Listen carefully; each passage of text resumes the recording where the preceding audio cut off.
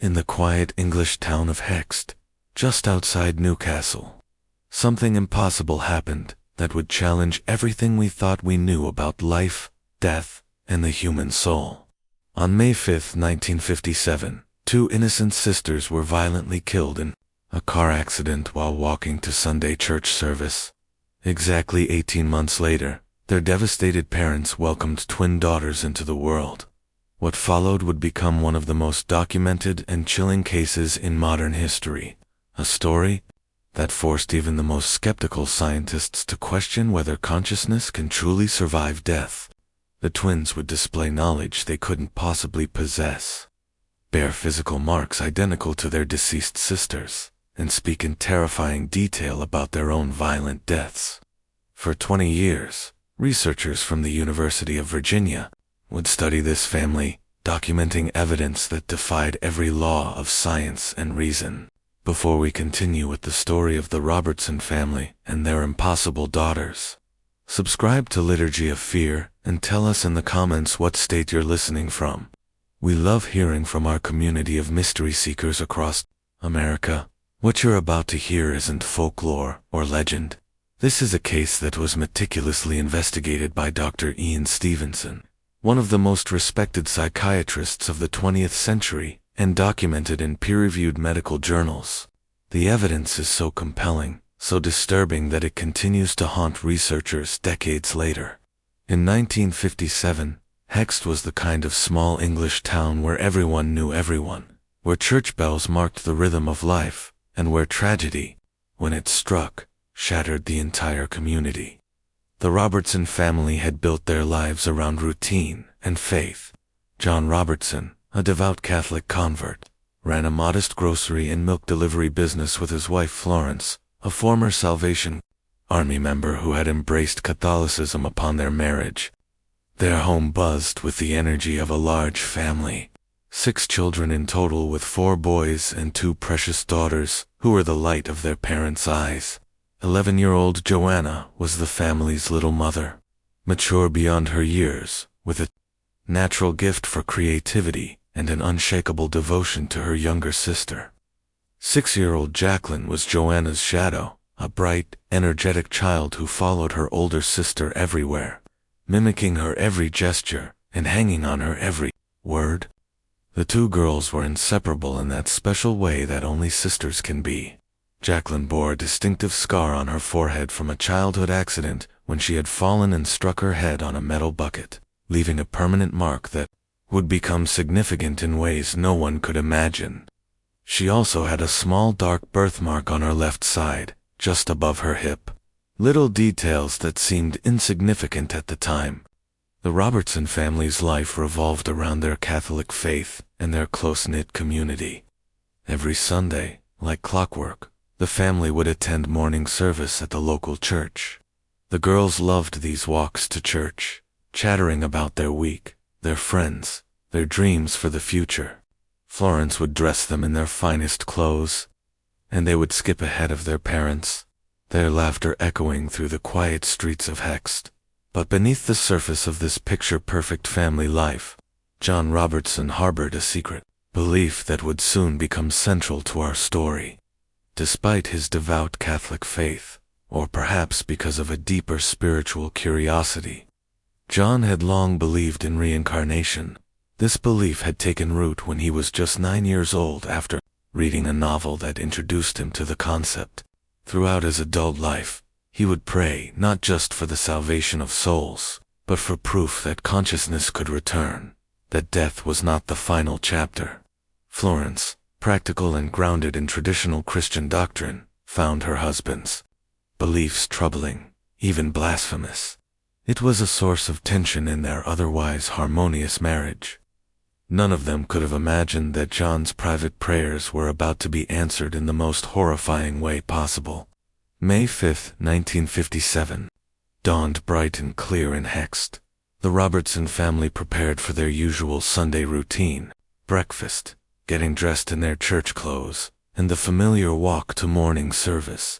Joanna wore her favorite blue dress, while little Jacqueline had chosen a yellow frock that made her feel grown up. The girls were excited because their Friend Anthony Ledden, a 9-year-old boy from the neighborhood, would be joining them for the walk to church. At approximately 10:15 a.m., the three children set off together, taking the route they had walked countless times before. The streets were quiet, as most of Hexed was either preparing for church or already in attendance at earlier services. The children walked along the familiar path, their voices carrying on the crisp spring air as they discussed the upcoming church service and their plans for the afternoon. What happened next would haunt the community for decades to come. A local woman named Marjorie Wynne, who lived in the area, had been struggling with severe personal problems for weeks. Days earlier, her own children had been taken from her custody due to her unstable mental state and growing dependence on prescription drugs. On this particular Sunday morning, she had consumed a dangerous combination of barbiturates and was in a state of complete psychological breakdown. At 10:27 a.m., witnesses would later testify Wynne deliberately drove her car onto the sidewalk where the three children were walking. The impact was instantaneous and devastating. Joanna Robertson was killed immediately. Jacqueline Robertson suffered massive head trauma and died en route to the hospital. Young Anthony Ledden fought for his life, but succumbed to his injuries hours later. The scene that greeted first responders was one of unimaginable horror. The peaceful Sunday morning had been shattered by an act of senseless violence that would leave scars on everyone who witnessed it. Blood stained the pavement, where moments before children's laughter had filled the air. The blue and yellow dresses that the Robertson girls had chosen so carefully that morning were now torn and stained with blood. News of the tragedy spread through Hexed like wildfire. The close-knit community was stunned into silence. How could something so evil happen in their quiet town? How could three innocent children walking to church on a Sunday morning be cut down in such a brutal manner? For John and Florence Robertson, the news arrived like a physical blow. One moment they were worried about their daughters being late for church. The next, they were being told their children were dead. The grief was overwhelming, all-consuming. Florence collapsed upon hearing the news, while John stood in shock, unable to process the reality that his two beloved daughters were gone forever. The funeral was held 3 days later. The entire town attended, unable to stay away from this collective tragedy. 2 small white coffins, side by side, flowers covering every available surface, and the sound of sobbing that seemed to echo from every corner of the church. The Robertson family was shattered, broken in a way that seemed irreparable. In the days and weeks that followed, Florence retreated into herself, barely speaking, barely eating. The house that had once echoed with the girls' laughter now felt like a tomb. Their toys remained exactly where they had left them, their beds unmade from that final Sunday morning, their clothes hanging in closets like ghost reminders of lives cut tragically short. But while Florence mourned in silence, John Robertson began to pray with an intensity that frightened his wife. Night after night, she would find him kneeling in their daughter's room, whispering fervent prayers. But these weren't prayers for the girls' souls to rest in peace. These were desperate pleas for their return. As the months passed, the Robertson family struggled to rebuild their lives around the gaping hole left by their daughters' deaths. Florence had stopped going to church entirely, unable to reconcile her faith with the senseless tragedy that had befallen her family. John continued attending services, but his prayers had taken on an intensity that worried both his wife and their priest. 8 months after the accident, something happened that would change everything. Florence discovered she was pregnant. The news should have brought joy to the grieving family, but instead, it unleashed a storm of emotions and beliefs that threatened to tear the Robertson marriage apart. While Florence saw the pregnancy as a blessing, a chance for new life to heal their wounded family, John became convinced of something that terrified his wife. He was certain that Florence would give birth to twins. More than that, he was absolutely convinced that their dead daughters would return to them through reincarnation. "They're coming back to us," Florence. John would whisper to his wife as she lay in bed at night, "I can feel them. Joanna and Jacqueline are coming home." Florence was horrified by her husband's certainty. As a devout Catholic, she knew that belief in reincarnation was considered heretical. The very suggestion that souls could return to earth in new bodies went against everything the church taught about death and salvation. She begged John to stop talking about such things, warned him that he was risking his immortal soul with such blasphemous thoughts. But John's conviction only grew stronger as the pregnancy progressed. He claimed to feel the presence of his daughters in the house, particularly in their old bedroom. He would spend hours sitting in their room, talking to them as if they were still alive, telling them about the new life growing in their mother's womb. The pregnancy itself seemed normal enough. Florence's doctor, Dr. Margaret Thornton, conducted regular checkups and assured the couple that everything was progressing well. During multiple examinations, Dr. Thornton detected only one heartbeat, one fetus. There was no indication of a multiple birth, but John remained adamant. "There will be two," he insisted to anyone who would listen. "My daughters are returning together just as they left together." The tension in the Robertson household became unbearable. Florence found herself caught between grief for her lost children and fear for her husband's sanity. She confided in close friends that she was considering leaving John, that his obsession with reincarnation was destroying what remained of their family. The very mention of the word twins would send her into tears of frustration and fear. As her due date approached, Florence's anxiety reached a breaking point. She was terrified not just of the physical demands of childbirth, but of what her husband expected from this pregnancy. What would happen if she gave birth to a single child? Would Jay's disappointment destroy him completely? And what if, by some impossible chance, he was right? The labor began in the early hours of October 4th, 1958, exactly 18 months after the deaths of Joanna and Jacqueline Robertson. Florence was rushed to the local hospital with John pacing anxiously in the waiting room, his prayers now mixed with an almost manic anticipation. Dr. Thornton had prepared for the birth of a single child based on all her examinations. The hospital staff was ready for a routine delivery. No one was prepared for what actually happened. At 3:47 a.m., Florence Robertson gave birth to her first daughter. The baby was healthy, beautiful, with dark hair and piercing eyes that seemed to look directly at the people surrounding her. But before anyone could fully process this birth, the contractions began again. At 4:12 a.m., a second daughter arrived. The medical staff was stunned. Dr. Thornton would later admit that in 30 years of practice, she had never encountered a case where a twin pregnancy had gone completely undetected through multiple examinations. The technology of 1958 was limited, but she had been certain there was only one child. When John Robertson was told he had twin daughters, his reaction was unlike anything the hospital staff had ever witnessed.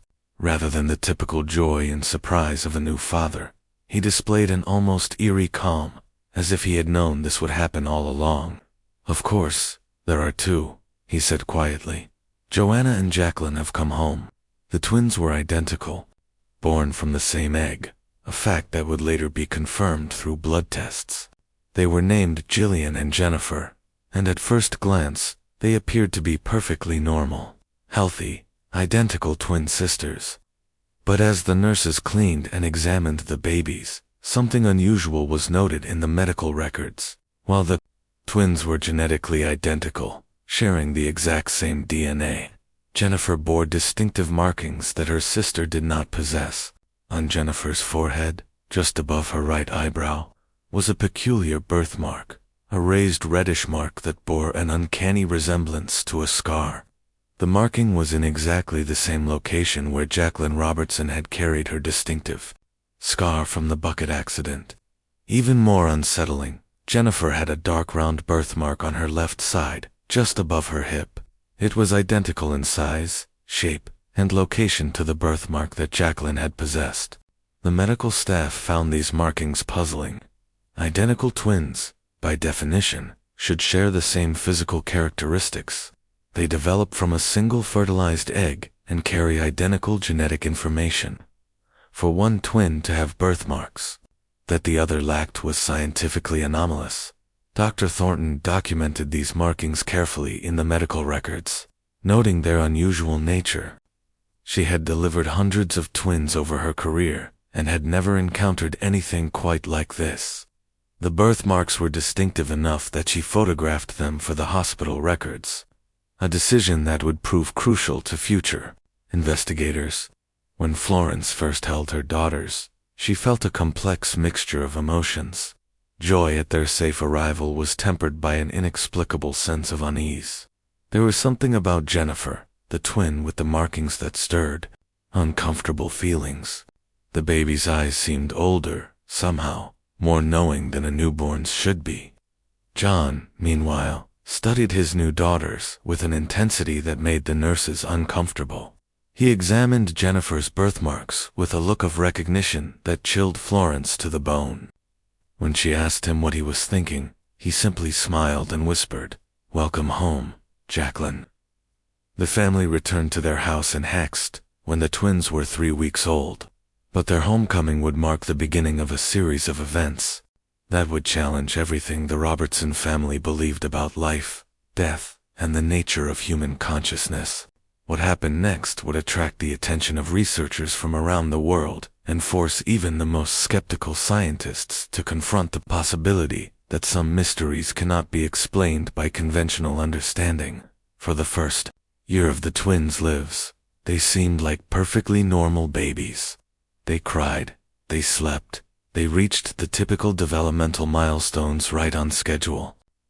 Florence allowed herself to believe that perhaps John's strange obsession had been nothing more than grief-induced delusion, and that their family could finally begin to heal. But when the twins reached 18 months of age, the same amount of time that had passed between their sisters' deaths and their own birth, everything changed. The first incident occurred on a cold February morning in 1960. Florence was cleaning the house while the twins played quietly in the living room. The family had recently returned from a trip to their storage shed in the garden where John had retrieved some old items they needed. Among these items were toys that had belonged to Joanna and Jacqueline. Toys that had been carefully packed away after the accident and stored where the twins could never have seen them, without any prompting or explanation. Jillian walked directly to a particular doll that had been Joanna's most treasured possession, a porcelain-faced doll named Margaret that Joanna had received for her 8th birthday.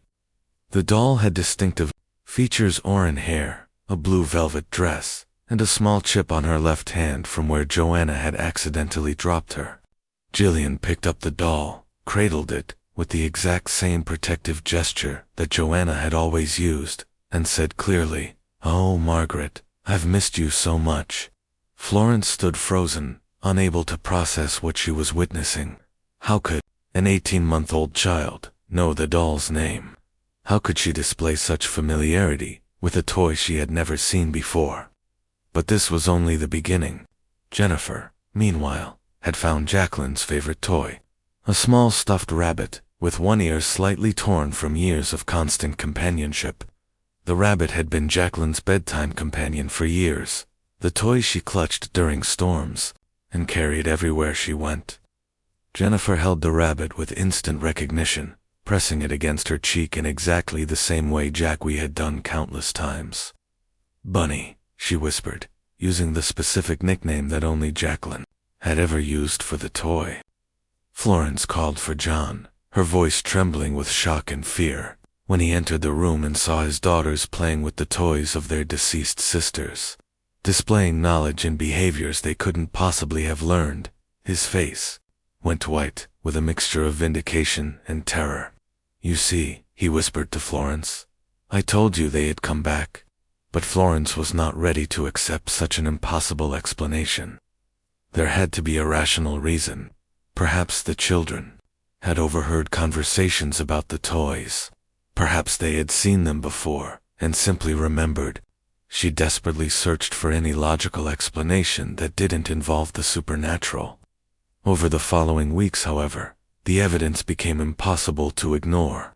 The twins began displaying knowledge and behaviors that defied every rationale. Explanation Florence could construct. Just when we thought we'd seen it all, the horror in the Robertson household intensifies. If this story is giving you chills, share this video with a friend who loves dark mysteries. Hit that like button to support our content. And don't forget to subscribe to never miss stories like this. Let's discover together what happens next. As the twins grew older and their vocabulary expanded, they began to speak about things that chilled their parents to the bone. These weren't the typical imaginative games of young children. These were detailed, specific references to experiences they couldn't possibly have had. One afternoon in spring of 1961, when the twins were 2½ years old, Florence overheard them playing together in their bedroom. The conversation she heard made her blood run cold. "Do you remember when we walked to church that Sunday?" Jillian was saying to Jennifer, her voice carrying the authority of an older sister. "You were wearing your yellow dress, the one with the little buttons." Jennifer nodded solemnly. "I remember. We were with Anthony. He was telling us about the new bicycle he wanted for his birthday." Florence crept closer to the door, straining to hear every word. The details they were discussing were accurate.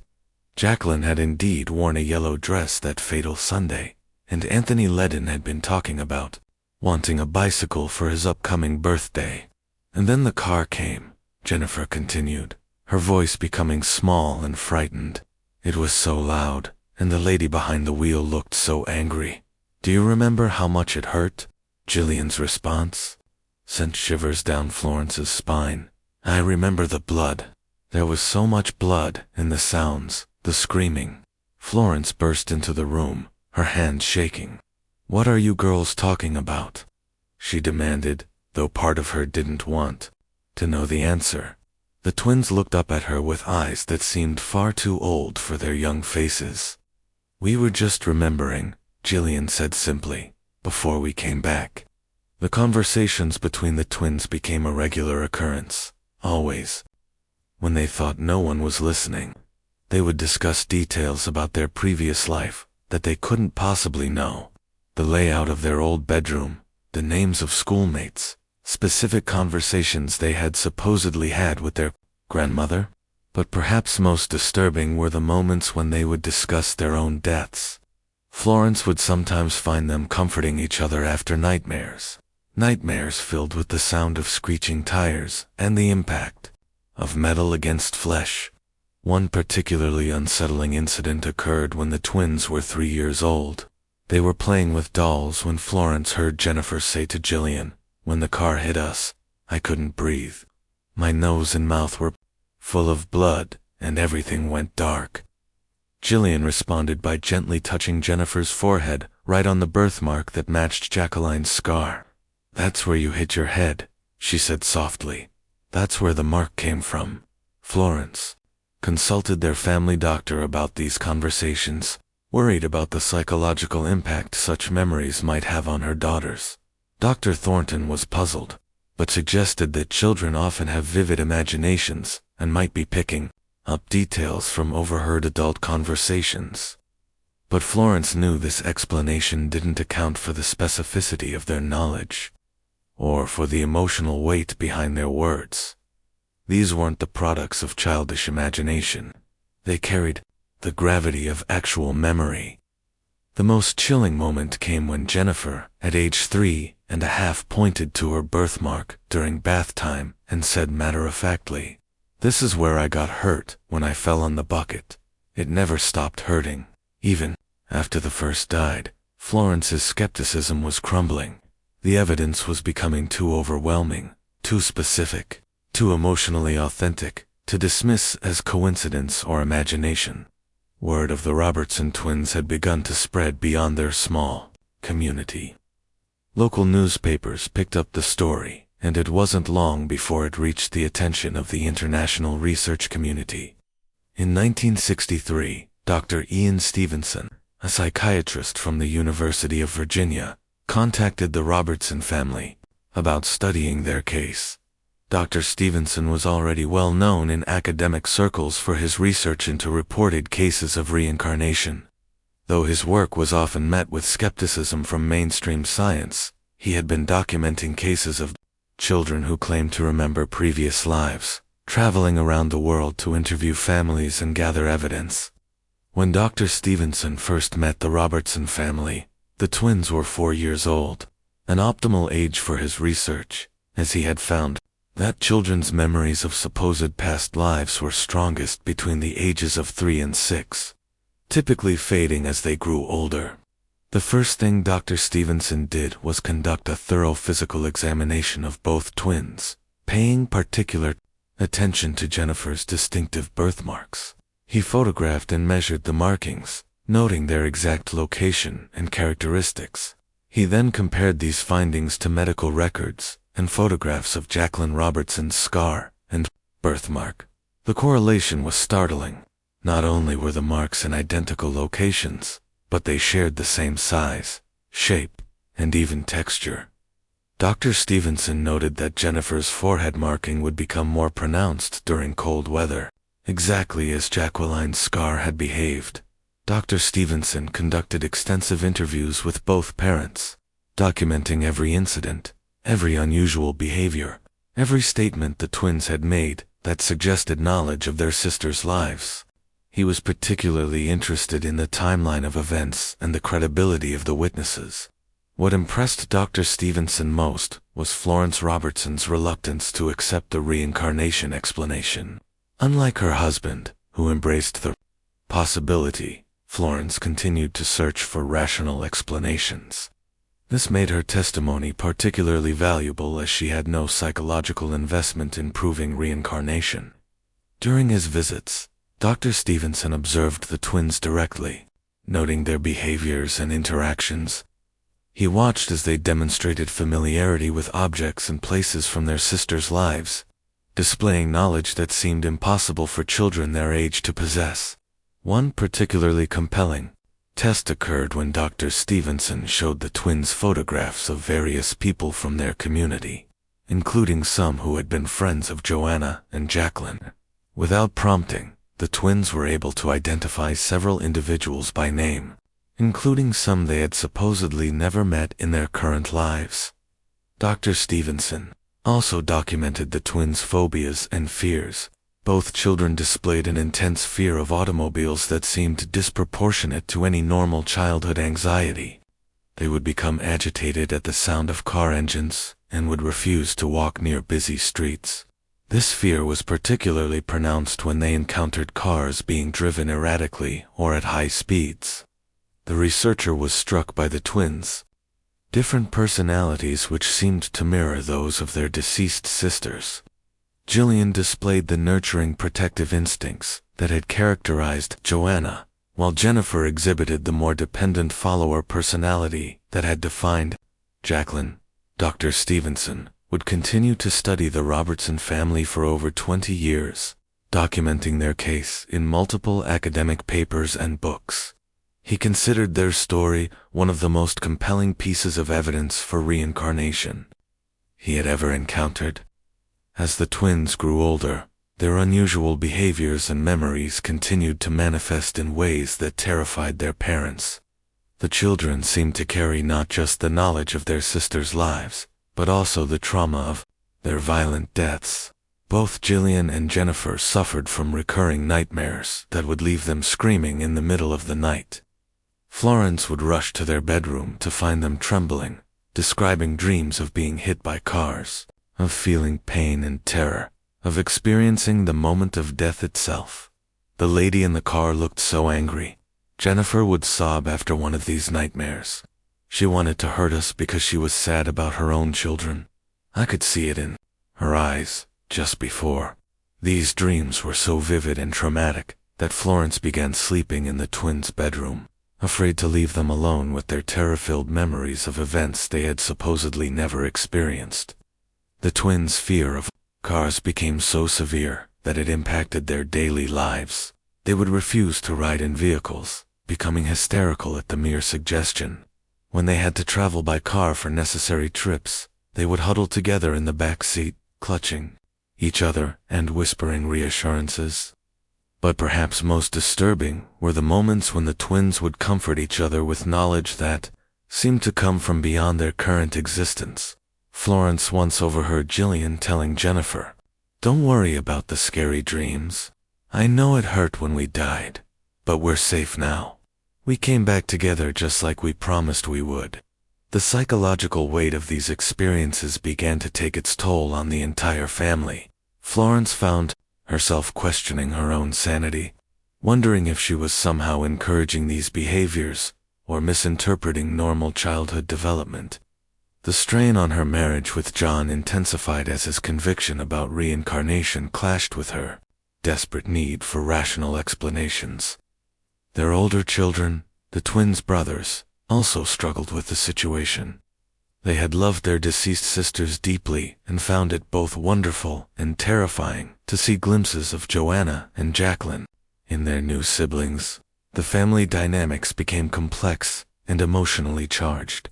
As the twins approached their 5th birthday, Dr. Stevenson warned the family that the memories and behaviors might begin to fade. His research had shown that children typically lost their supposed past life memories around this age as their current life experiences began to dominate their consciousness.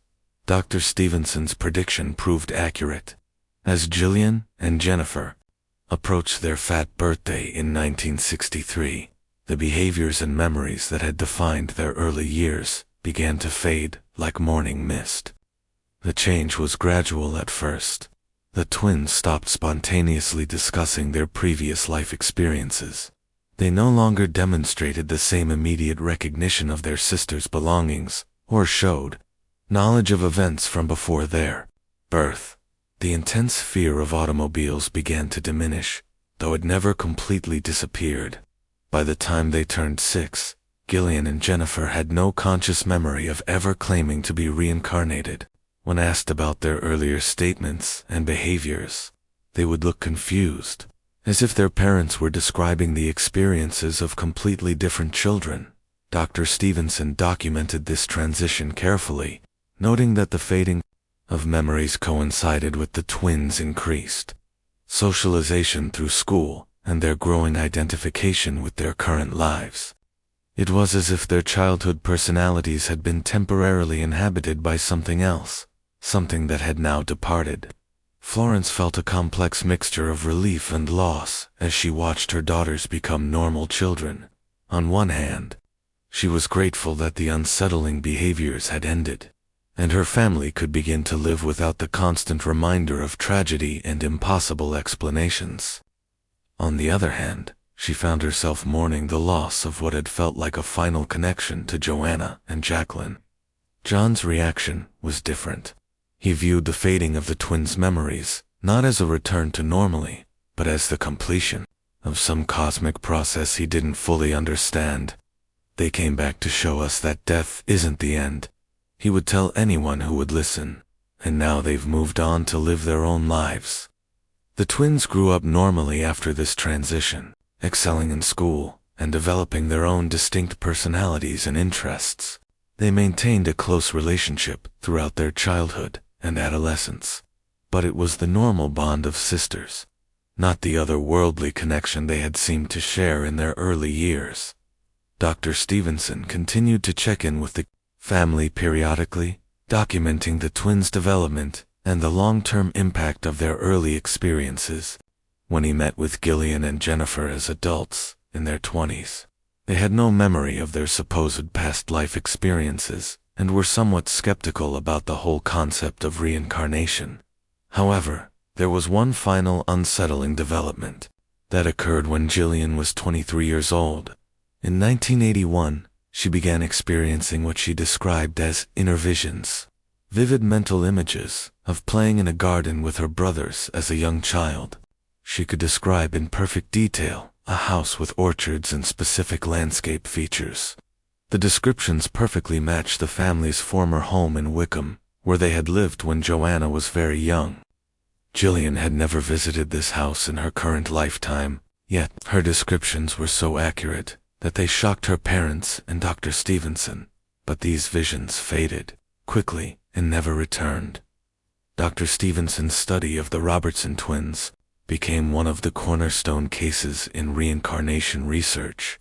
He documented over 30 specific correlations between the twins' behaviors and memories and the lives of their deceased sisters. The case was featured prominently in his academic papers and books, including Children Who Remember Previous Lives and Reincarnation and Biology.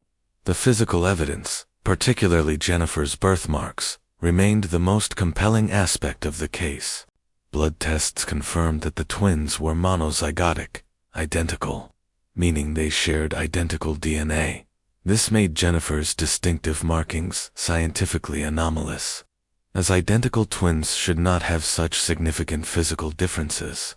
Dr. Stevenson's documentation of the case included detailed photographs of Jennifer's birthmarks and their correlation to Jacqueline's scars, extensive interviews with family members and community witnesses, medical records from both the deceased sisters and the twins, behavioral observations conducted over multiple visits spanning 20 years, testimony from independent witnesses who observed the twins' unusual knowledge and behaviors.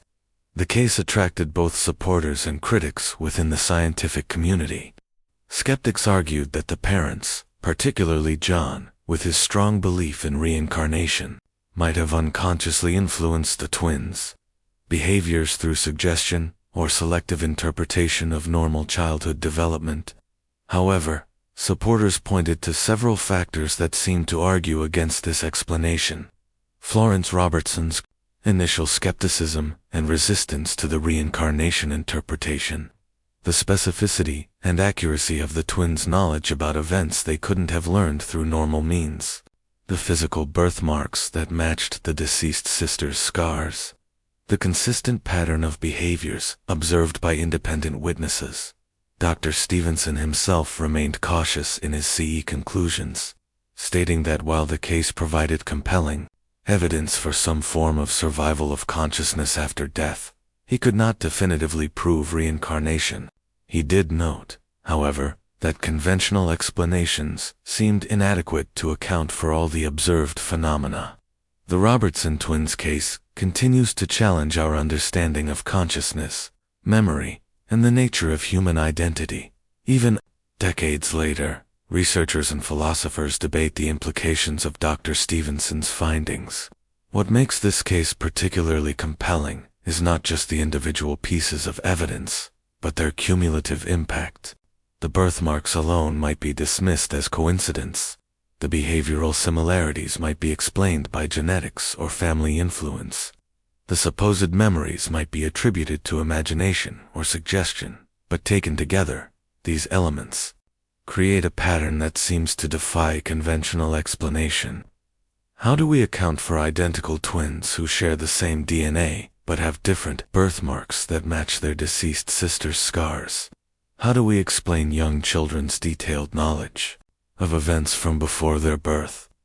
How do we understand the psychological and emotional authenticity of their supposed memories? The case forces us to confront fundamental questions about the nature of consciousness itself. Is our sense of individual identity truly confined to our physical bodies? Can memory and personality somehow persist beyond biological death? Are there aspects of human experience that science has yet to understand or explain? For the Robertson family, these philosophical questions became intensely personal reality. They lived through experiences that challenged everything they thought they knew about life and death. Whether we interpret their story as evidence of reincarnation, as an extraordinary series of coincidences, or as something else entirely, it remains one of the most thoroughly documented and puzzling cases in the annals of unusual phenomena. Florence Robertson, who died in 1979, never fully resolved her feelings about what her family had experienced.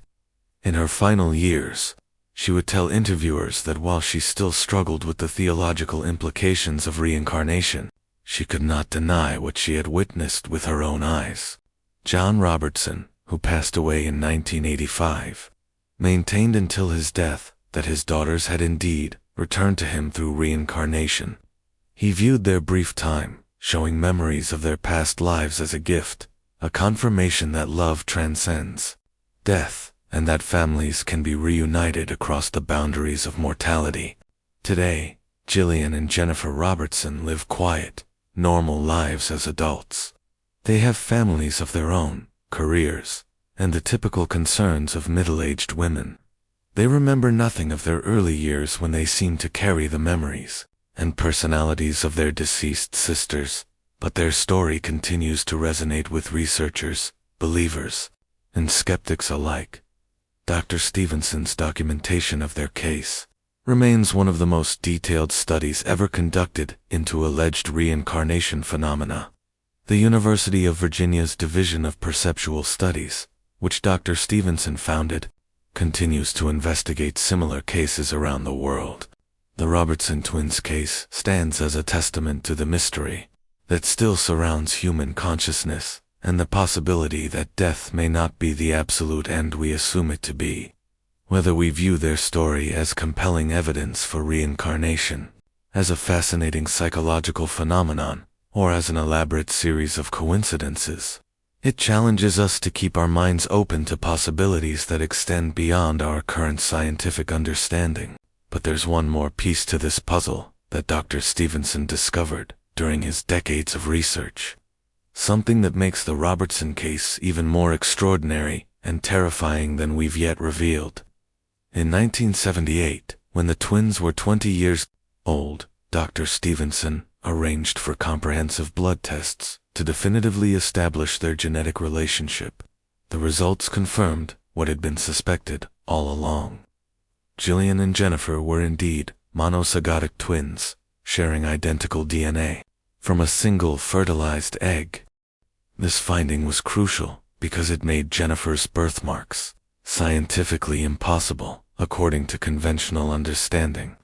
Identical twins, by definition, should share the same genetic blueprint, and therefore the same physical characteristics. The presence of distinctive marks on only one twin suggested something beyond normal biological development.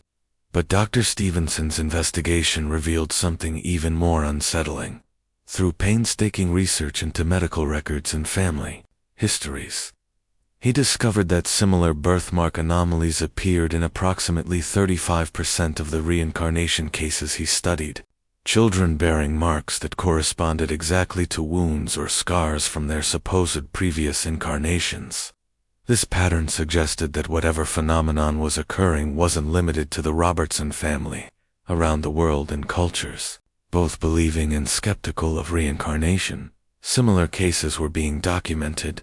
Children bearing the physical marks of strangers who had died before their birth, carrying memories of lives they had never lived, displaying knowledge they could never have acquired through conventional means.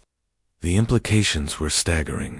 If these cases represented genuine phenomena rather than elaborate coincidences, they suggested that human consciousness might operate according to laws that science had yet to discover or understand.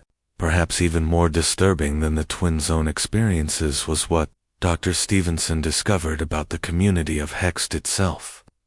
During his investigation, he interviewed dozens of residents who had witnessed the twins' unusual behaviors firsthand. What emerged was a pattern of collective fear and deliberate silence. Many community members admitted that they had observed the twins demonstrating impossible knowledge about their deceased sisters, but had been too frightened to discuss it openly. Some described feeling spooked or unnatural when around the children during their early years, as if they were in the presence of something that defied natural order. Mrs. Elena Hartwell, the twins' former nursery school teacher, eventually confided to Dr. Stevenson about incidents that had occurred in her classroom. She described how Jennifer, at age 3, had drawn detailed pictures of the car accident that killed her sisters. Pictures that included accurate details about the vehicle, the location, and even the expression on the driver's face. Mrs. Hartwell had been so disturbed by these drawings that she had destroyed them, and never mentioned them to the twins' parents. "I didn't want to add to their burden," she told Dr. Stevenson years later. But those drawings, they were drawn by someone who had been there, someone who had seen what happened. How could a 3-year-old child know those things? The local postman, William Davies, reported that during his deliveries to the Robertson home, he had sometimes overheard the twins having conversations about people in the community who had died before the children were born. They would discuss these deceased individuals as if they had known them personally, referring to private details about their lives that weren't common knowledge. Dr. Stevenson realized that the Robertson twins case wasn't just about 2 extraordinary children. It was about an entire community that had collectively witnessed something that challenged their understanding of reality. The silence that surrounded their experiences wasn't just skepticism, it was fear. As Dr. Stevenson's research progressed, he began to understand the psychological toll that the twins' experiences had taken on the entire Robertson family. The phenomenon that John had prayed for and welcomed as a blessing had become a source of ongoing trauma and disruption.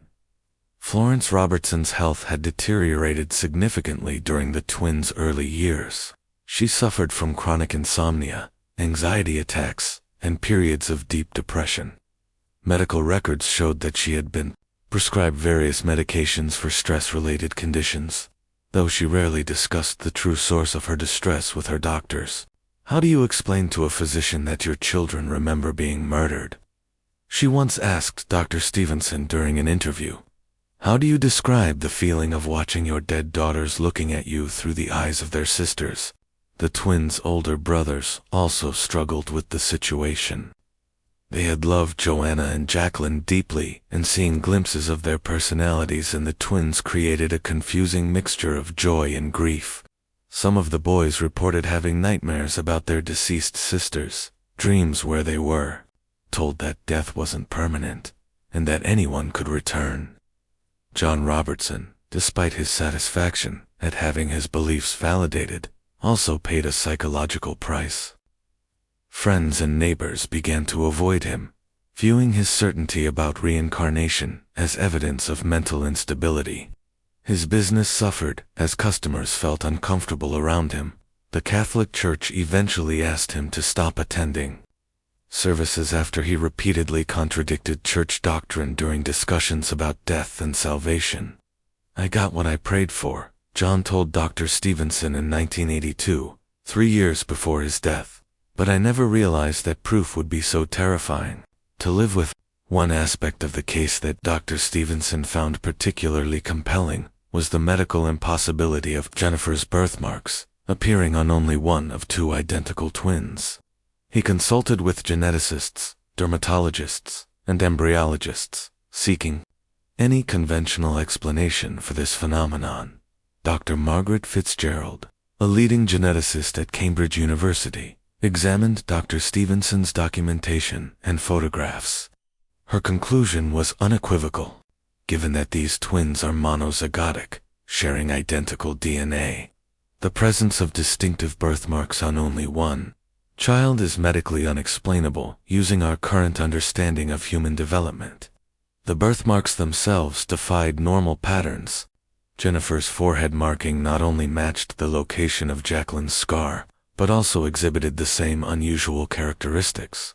Like Jacqueline's scar, it would become more pronounced during cold weather and would occasionally cause Jennifer discomfort in exactly the same way Jacqueline had described. Even more puzzling was the emotional and psychological response these marks triggered in Jennifer. As a young child, she would sometimes touch the birthmark on her forehead and describe feeling sad or hurt. Though she couldn't explain why, she would tell her parents that the mark remembered being hurt, using language that suggested the birthmark itself carried some form of memory. Dr. Stevenson documented 14 other cases in his research where children bore birthmarks or birth defects that corresponded to injuries sustained by individuals who had died before the children's birth. In every case, the marks appeared in exactly the same location and exhibited similar characteristics to the original wounds. This pattern suggested to Dr. Stevenson that whatever mechanism might be responsible for reincarnation, it somehow retained not just memories and personality traits, but also physical imprints of traumatic experiences. The implications were staggering. If consciousness could survive death and return in a new body, it apparently carried with it the scars of its previous existence. Despite his reputation as a leading researcher in reincarnation phenomena, Dr. Stevenson himself struggled with the implications of the Robertson case. His private journals made available after his death in 2007 reveal a man torn between scientific skepticism and the weight of evidence he had accumulated. "I cannot honestly say that I believe in reincarnation in the traditional sense," he wrote in 1979, "but I also cannot deny what I have documented. The Robertson twins, along with hundreds of other cases I have studied, present evidence that demands an explanation. If not reincarnation, then what?" Dr. Stevenson considered various alternative explanations for the phenomena, he observed. Could telepathy or psychic phenomena account for the children's knowledge?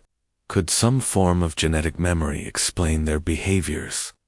Could unconscious suggestion from family members create such elaborate and consistent patterns?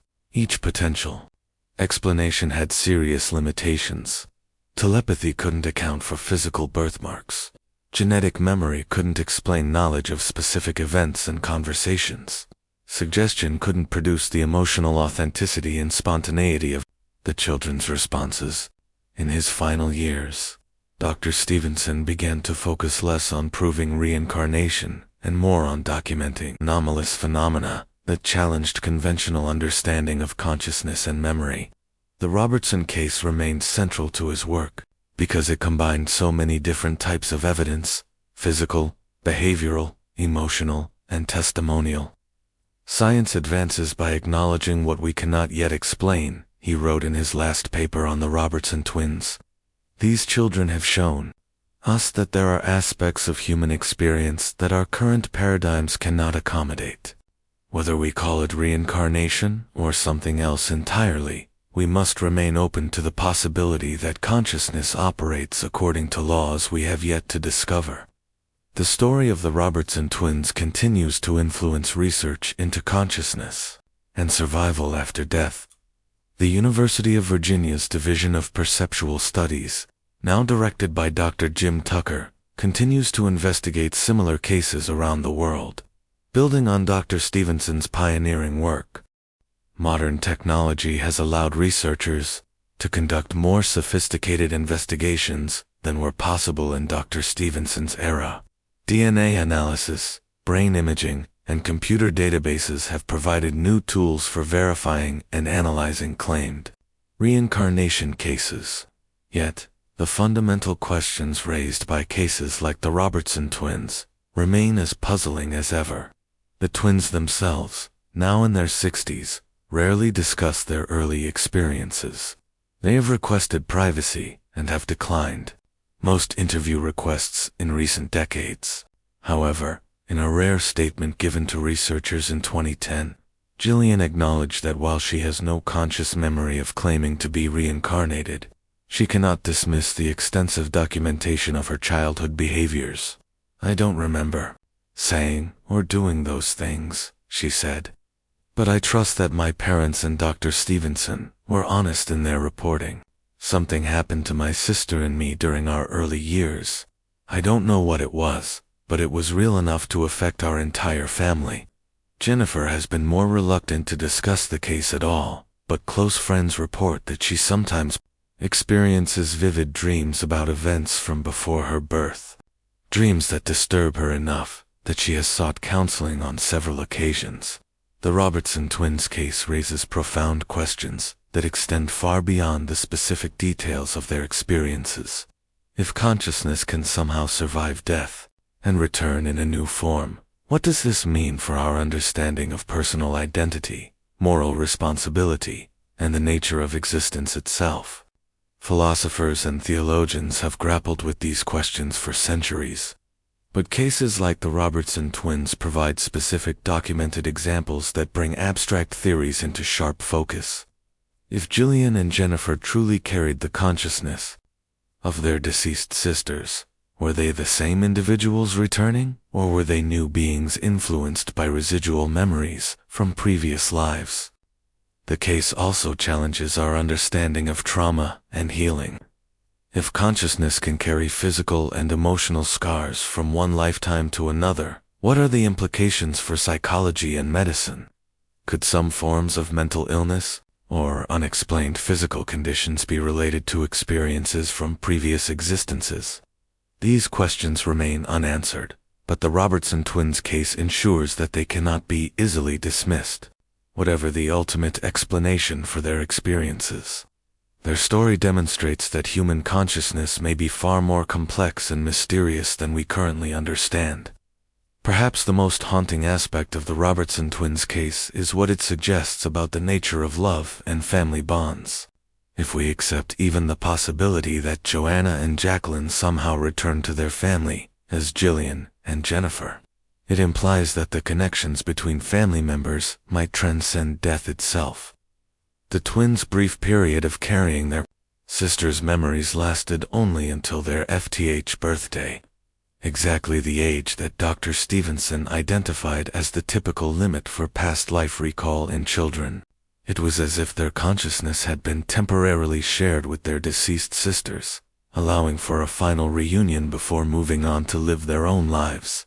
This pattern suggests that whatever mechanism might be responsible for reincarnation phenomena serves not just individual consciousness, but also the healing of families torn apart by tragedy. The Robertson parents, devastated by the violent deaths of their daughters, were given a few precious years of feeling that their children had returned to them, if only briefly.